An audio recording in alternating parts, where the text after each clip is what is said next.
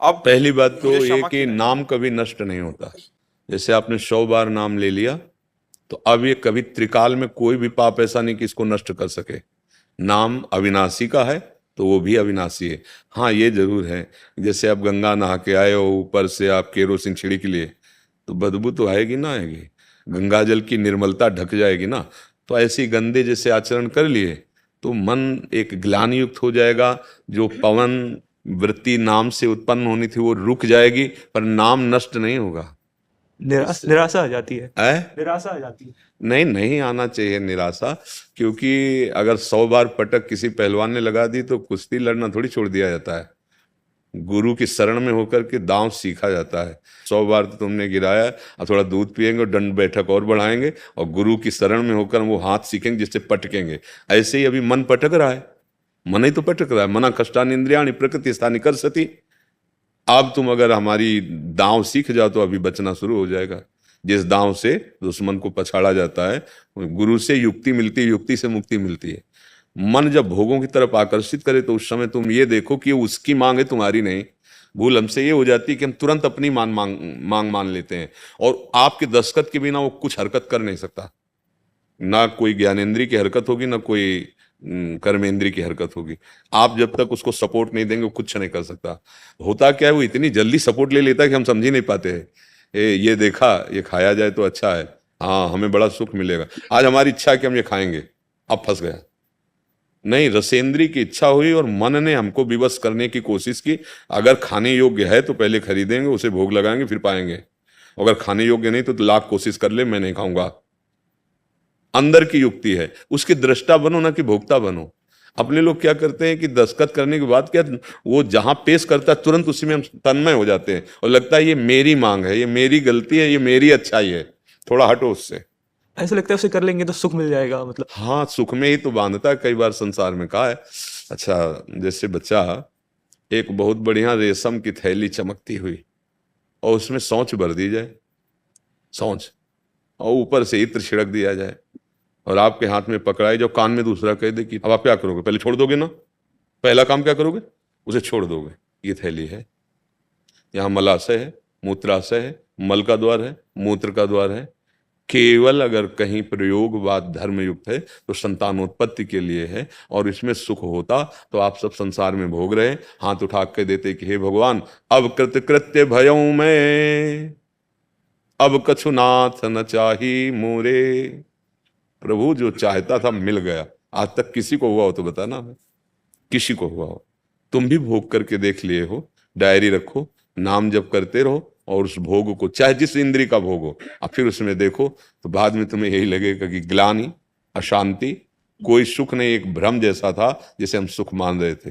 प्रहलाद जी ने लिखा है, जैसे नई दाद उत्पन्न हुई उसको खुजलाओ, ऐसा लगता है थोड़ी देर, ऐसा नहीं लगता, अच्छा सा महसूस होता है त्वगेंद्री का, और बाद में जब थपथपती और कल्लाद उसमें जलन पैदा होती। ऐसे ही ये सुख के लोभ से माया बांधती है।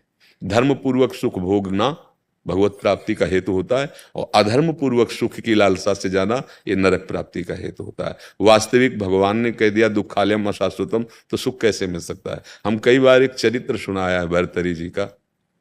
भर्तरी जी बहुत चक्रवर्ती सम्राट थे, तो सबकी जब नवयुवक अवस्था होती तो एक आकर्षण होता है भोगों में।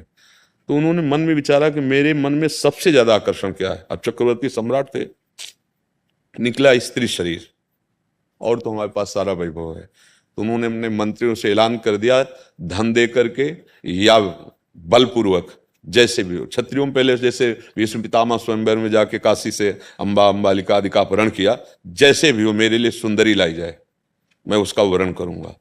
तो विश्व में सबसे श्रेष्ठ सुंदर निकली, उस समय उसका नाम पिंगला था, मतलब सर्वांग सुंदर एक तरह से।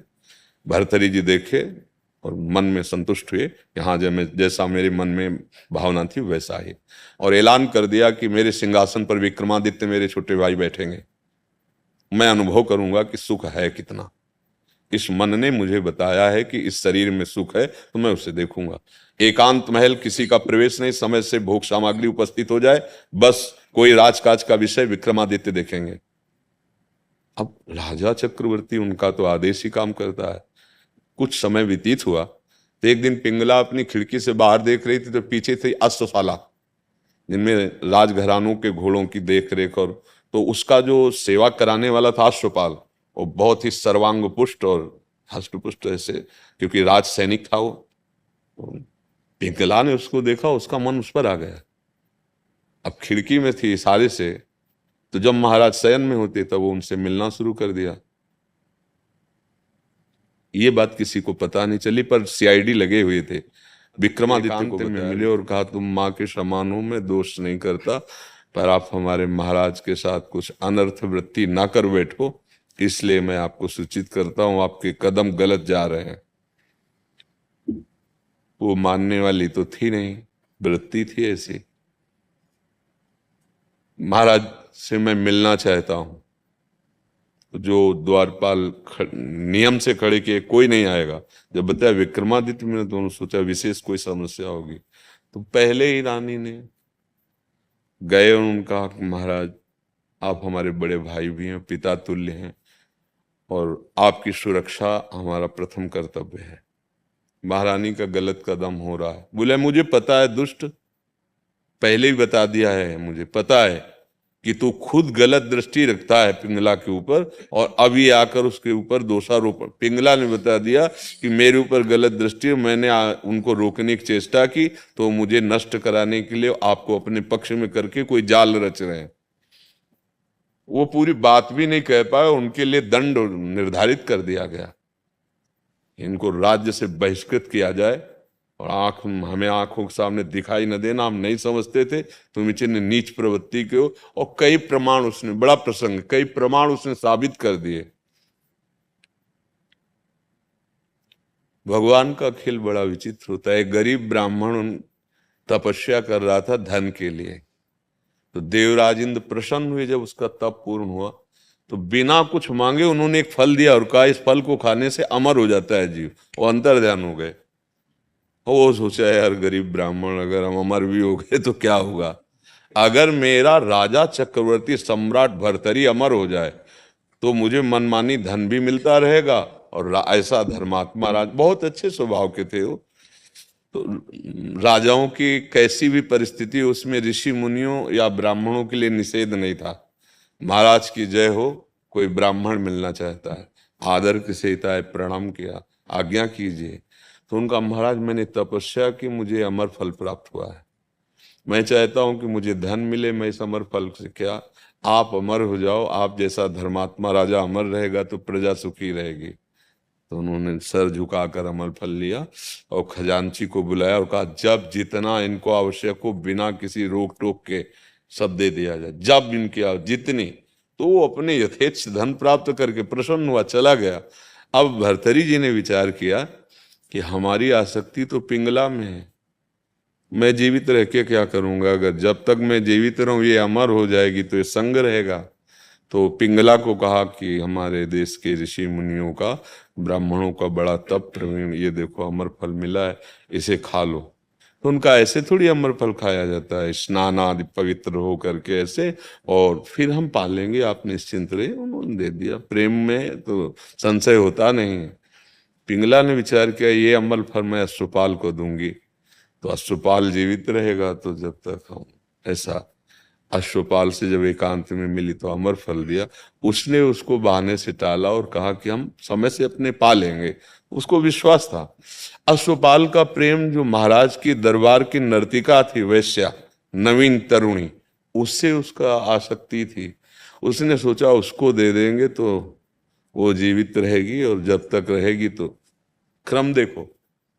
वैश्या के हाथ में जब अमर फल है तो उसने कहा, मैं वैश्या हूं, इसको खा के क्या अमर हूं? मेरे महाराज को अगर ये अमर फल मिल जाए, वो अमर हो जाएंगे, तो मेरा जीवन सार्थक। तो जय जयकार हो महाराज की। वैश्या मिलना चाहती है, दरबार की नर्तिका। क्या बात है, ये अमर फल देखा गौर से, वही अमर फल तेरे को कैसे मिला?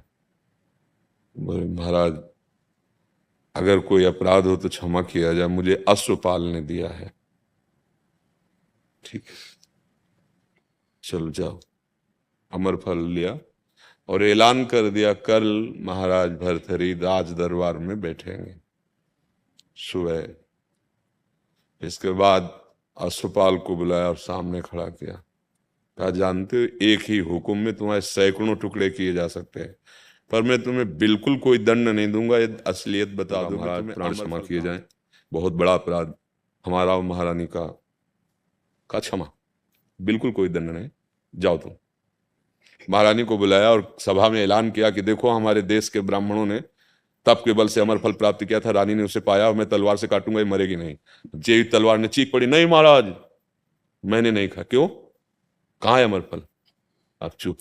उनका, मुझे पता है कि अमर फल तुमने अश्वपाल को दिया था। मुकुट उतारा और सिंहासन पर रखा और कहा, धिक्कार ऐसे संसार को और ऐसे संसार के भोग, मैंने सर्वस्व त्याग कर इसको प्रेम किया, लेकिन और ये इतने सुंदर अश्वपाल, इससे प्रेम हूं, इसने अश्वपाल से, अश्वपाल एक वैश्या से, क्या है ये? और ढूंढवाया, विक्रमादित्य को तिलक किया और आजीवन के लिए लंगोटी लगाकर, घोर वैरागी। तो उनके शतक हैं, भरतरी शतक, जो बड़े बड़े वैरागी जन पढ़ करके उस मार्ग पर चलते हैं। तो ये केवल माया का एक आकर्षण है। धर्म पूर्वक पाणी ग्रहण करके संतान उत्पत्ति करते हुए भगवान की जो सृष्टिजनक पूजा है, ये इसके लिए तो विधान है। ये कोई पशुओं की तरह मनमानी स्वेच्छाचार बर्ताव करना, ये पापाचरण, ये कभी शांत नहीं होता है, कभी शांत नहीं होता। आप किसी वृद्ध से एकांत में पैर छुए उसके और उससे पूछिए कि आप अपना अनुभव बताइए कि आपका मन शांत हो गया है?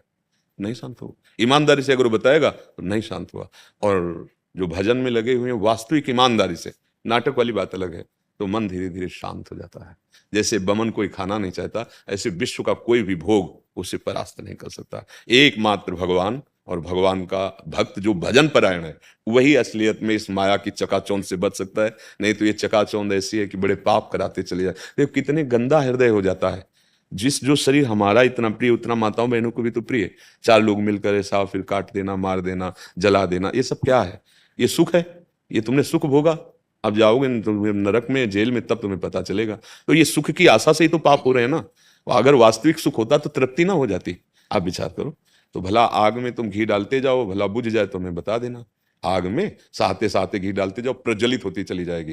घी डालना रोक दो, सामग्री डालना रोक दो, शांत हो जाएगी। त्यागा शांति अनंतरम, भगवान ने। तो हमारी तो बच्चा यही प्रार्थना है कि अगर गृहस्थ में प्रवेश हो चुका हो तो अपनी पत्नी से प्राण प्रिय और एक भाव केवल। अन्य ये सब जो व्यभिचार प्रवृत्ति, चाहे स्त्री हो चाहे पुरुष हो, दुर्गति को प्राप्त होगा, अशांति होगी, जीवन अमंगल में। और अगर ब्याह नहीं हुआ तो ब्रह्मचर्य धारण करो। ब्रह्मचर्य अत्यंत आवश्यक है जीवन में। मतलब ये समझो जैसे गाड़ी बहुत महंगी है और उसमें डीजल पेट्रोल ना हो तो खड़ी तो रहेगी। ये शरीर का डीजल पेट्रोल है। अगर आपका जैसे रक्त है ना, और कभी कभी वो भी नहीं डलवाया जाता अलग से, आखिरी सप्तम धातु है वो। एक मन अन्न खाने के बाद जो रक्त बनता है, उस रक्त से एक बार संतान उत्पन्न करने की योग्यता प्राप्त होती है शास्त्रीय आयुर्वेद अनुसंधान के अनुसार। अब आप लोग मन मानिए ऐसे उद्दंडता, तो स्मृति, टांगों में दर्द, कमर में दर्द, खिन्नता, निराश, उदास और वासना और बढ़ती चली जाती है। जितना आप इसमें कूदोगे तो ऐसा लगेगा और सुख है और सुख है, इस पद्धति से इस पद्धति, जीवन नष्ट हो जाता है। तो अगर बात समझ में आ जाए तो सुधार कर लो जीवन का।